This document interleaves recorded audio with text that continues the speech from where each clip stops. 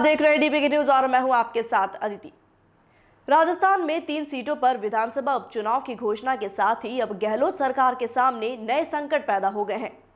पहला अपने ही विधायकों का सियासी बवाल, दूसरा विपक्ष के लगातार हो रहे हमले और अब तीसरा जो नया संकट आया है वो है बेरोजगारों की उठती मांगे। बेरोजगार छात्रों ने गहलोत सरकार की नाक में दम कर दिया है। अब जो नया संकट है वो है गहलोत सरकार के खिलाफ बेरोजगारों के प्रत्याशी मैदान में उतारना। बुधवार को बेरोजगार छात्रों ने नौकरी नहीं तो वोट नहीं अभियान तेज कर दिया और इसके साथ ही गहलोत सरकार के सामने बेरोजगारों का मोर्चा खड़ा हो गया। यानी ये कह सकते हैं गहलोत सरकार के सर पर चुनाव लेकिन सामने खतरा।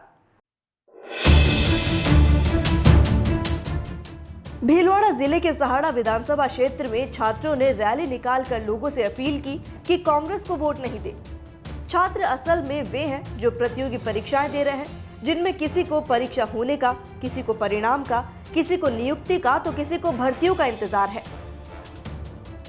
यहाँ के छात्रों ने अरुण शर्मा को अपना प्रत्याशी बनाया है। उन्होंने लोगों से अपील की है कि कांग्रेस का पूर्ण बहिष्कार कर बेरोजगार प्रत्याशी को वोट दें। बेरोजगार छात्रों ने गहलोत सरकार को चेतावनी दी कि सिर्फ सहाड़ा नहीं, 2 और सीटें राजसमंद और चूरू की सुजानगढ़ सीट पर भी छात्र कांग्रेस को वोट नहीं देने के लिए घर घर जाकर अपील करेंगे।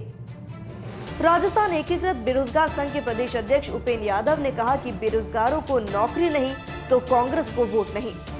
ये अभियान 17 अप्रैल तक तीनों विधानसभा क्षेत्रों में चलेगा। राजसमंद और सुजानगढ़ सीट पर अपने प्रत्याशी उतार दिए गए।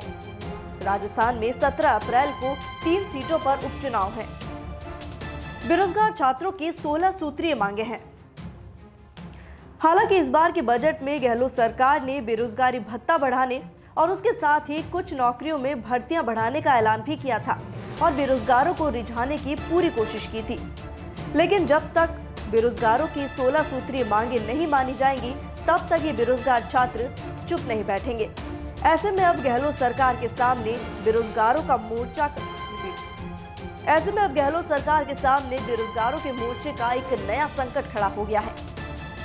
सचिन पायलट गुट की नाराजगी के बीच मुख्यमंत्री अशोक गहलोत के सामने ये एक बड़ी चुनौती बनकर आई है।